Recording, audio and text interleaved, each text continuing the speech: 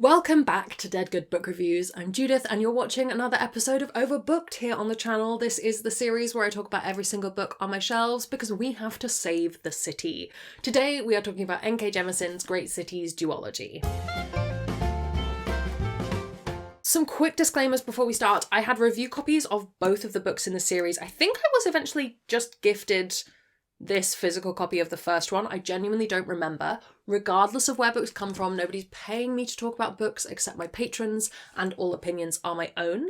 I'm going to keep this as spoiler-free as humanly possible while still talking about both books. So if you do want to go in knowing absolutely nothing, pause the video, come back when you've read it and we'll talk then. And I will link the story graph for the series down below in case you want to check out any user-generated content warnings. So, The City We Became, book 1, came out in 2020, and it was followed by The World We Make in 2022. Fun fact, maybe? This was originally meant to be a trilogy, but N.K. Jemisin just found that it really wasn't working as a trilogy, so it ended up getting condensed into a duology. We'll come on to my thoughts on that at some point in the video, probably. It's got urban fantasy, sci-fi, slight horror vibes to it, sort of in the inspirations. And it's written by N.K. Jemisin, who, if you haven't encountered her before, you can check out all of my other videos on her various book series.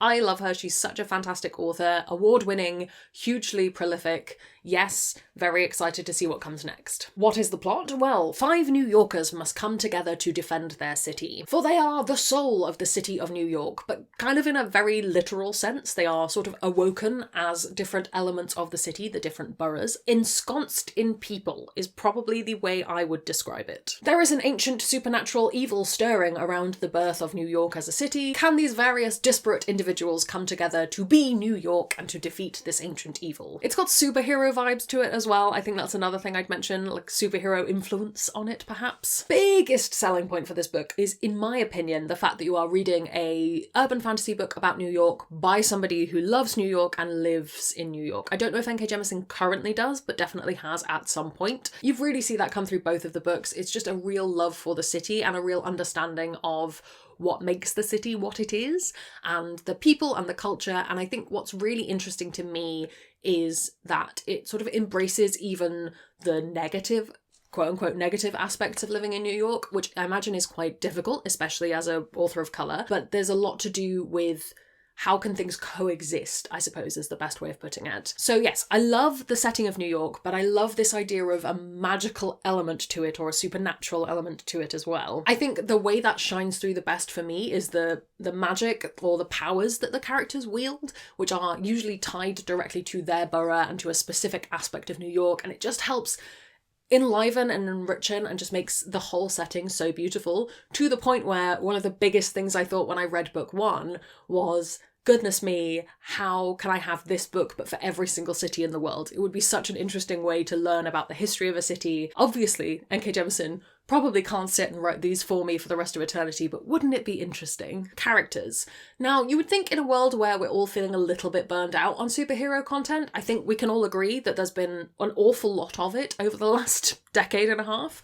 I would have thought that these people with special powers come and work together to defeat ultimate evil would feel a bit dry and a bit kind of like, okay, right, we get it, let's move on. But something about the way the dynamic between these characters is written, and the characters themselves, and how interesting they are and how different from each other and from everything else they feel, as well as the everyday struggles they're having to deal with. Like, there's a character whose her biggest issue in the series is really about visas and how complicated that is. I think there's something really grounded about them, despite being hugely powerful entities.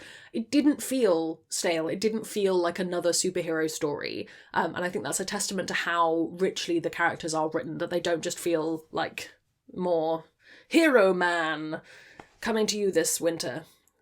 I bet there is a character called Hero Man. I'm going to look it up. Even though can we all work together to defeat evil is a cheesy theme, it doesn't feel cheesy. If anything, it just feels like a comfortable place on which to build a story. One of the biggest things I love about this series is actually how they exist as a duology, and how book 2 gave me absolutely everything I wanted it to.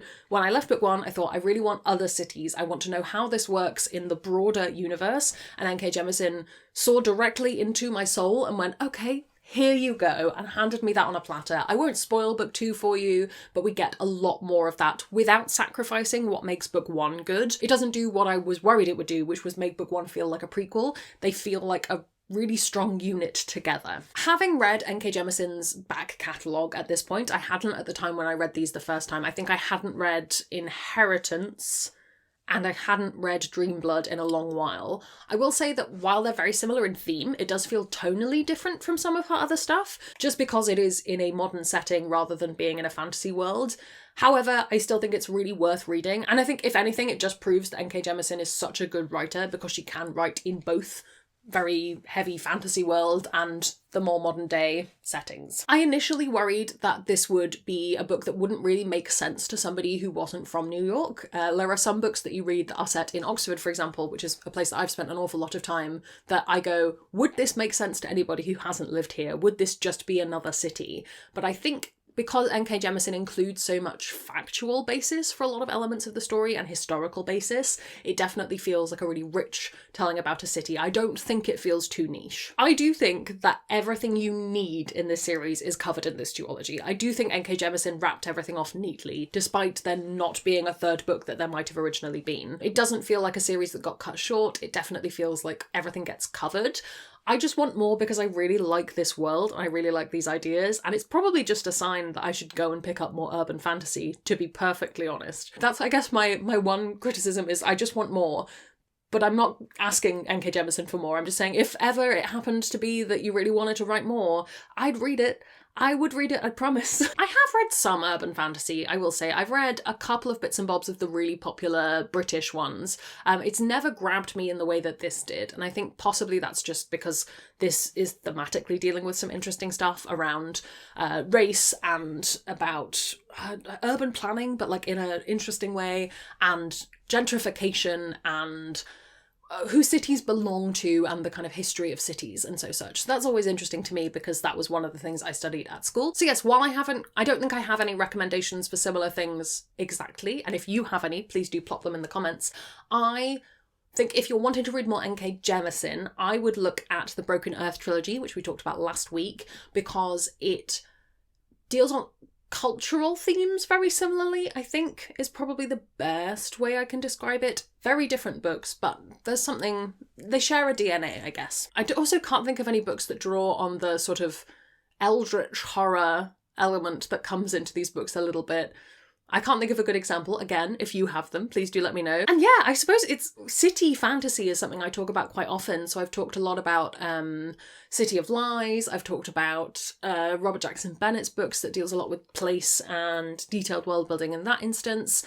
I talk a lot about city fantasy when it comes up. I don't think it is entirely similar because I think the identity of a fantasy city versus the identity of a non-fantastical city is very different. Maybe something like The Gutter Prayer by Gareth Hanrahan. I think he does a really good job of creating a history for his cities and sort of their identity now versus their identity in the past. That kind of fictional history is very interesting.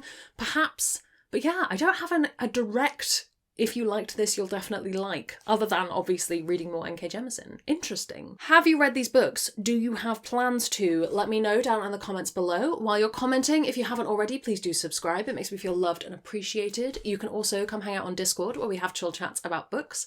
I'd like to say an enormous thank you to all the ghosts who haunt me over on Patreon. They support the channel and in return get early access to videos, bonus content, live streams, and more. If you'd like to join their number, that's linked below as well. Thank you so much to you for watching. That's all from me, and I will see you in the next one.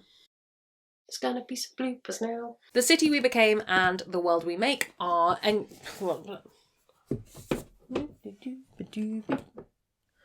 So, we have... These are angled weirdly. Let's try them that way instead.